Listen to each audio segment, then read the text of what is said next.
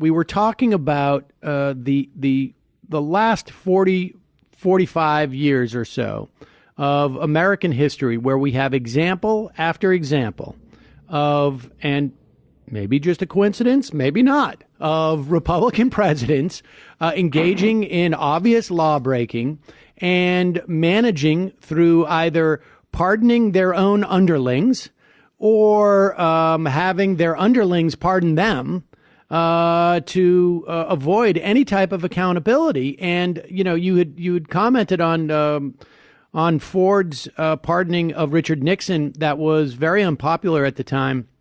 But within a certain period of time, the establishment of this country, the media establishment, even the political establishment, praised him for getting the country past that. But I think the point that you have made in your piece, and we can go up and include Barack Obama's response to the Bush administration in a moment. But the point in your piece is that, in fact, we haven't gotten past it.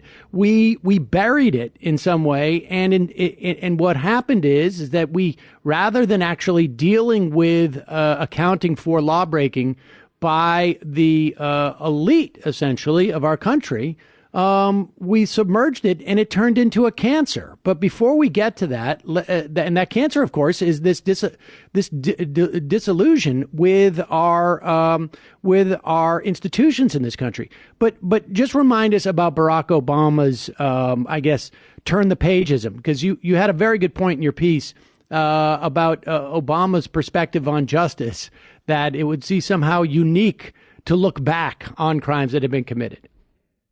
Yeah, I mean, Barack Obama basically said that, look, we're in a national crisis, and if we were to look back at the illegal response to 9/11 of the Bush administration, waterboarding, Abu Ghraib, memos from the Office of Legal Counsel at the Justice Department that basically argued that torture is fine regardless of international and domestic law.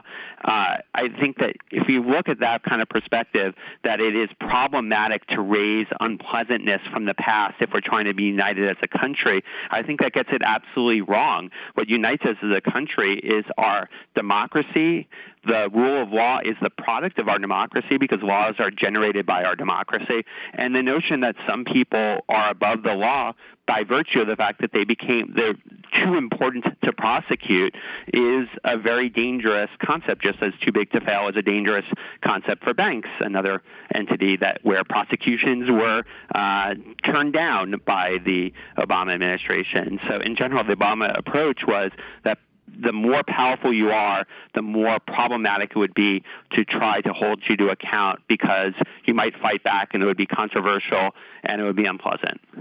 I'm not a huge fan of Saving Private Ryan, but when you look at the cavalcade of members of the Trump administration, including Donald Trump himself on some level, who should have been prosecuted at one point, right, during the decade beforehand, and how they end up there. It reminds me of that scene where they let the German soldier go and he came back and shot somebody, essentially, right? I mean, that's what we have with Steve Mnuchin. Steve Mnuchin should be in jail, or should have been maybe coming out of jail before he becomes the Treasury Secretary.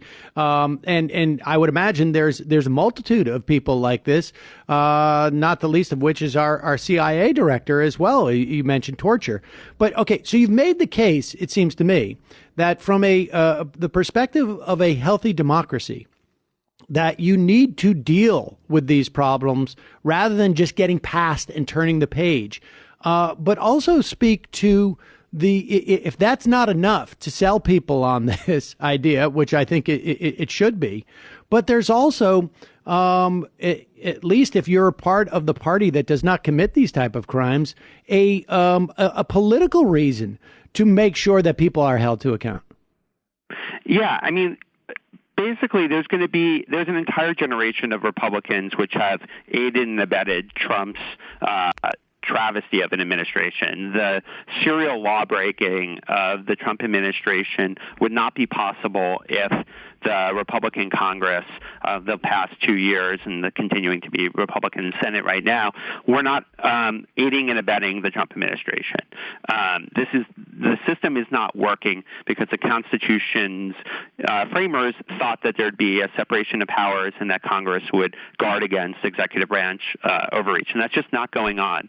And so if you were to continue to emphasize in the future, even after Trump is out of office, the manifold sins of the Trump administration, be they the idiosyncratic ties to Russia and the Emoluments Clause violations and the like, or the more mundane but no less awful corruption and empowerment of the worst bankers and pharmaceutical companies and other corporate bad actors, if you were to tie those sins to the rest of the Republican Party that was okay with them in office, I think you could permanently tar and brand a generation of Republicans for that action. But if you stop talking about Trump, if you try to just focus on the future and don't look backward to the Trump years, you'll emulate what happened in 2009 and 2010 when Obama refused to talk about George W. Bush. He didn't actually mention George W. Bush by name in the first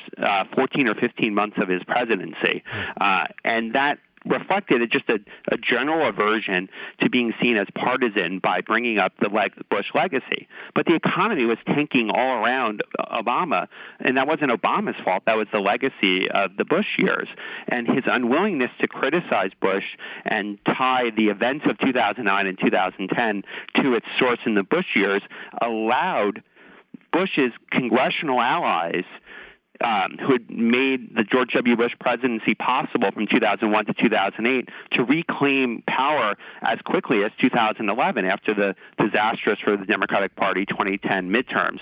So I think what we've seen is that if you don't brand and tarnish an entire party based off of a disastrous president, you miss an enormous opportunity, and that's the opposite of the lesson FDR took. I mean, Democrats during FDR's years, and actually even later than after FDR was dead, they brought up Herbert Hoover anytime they could.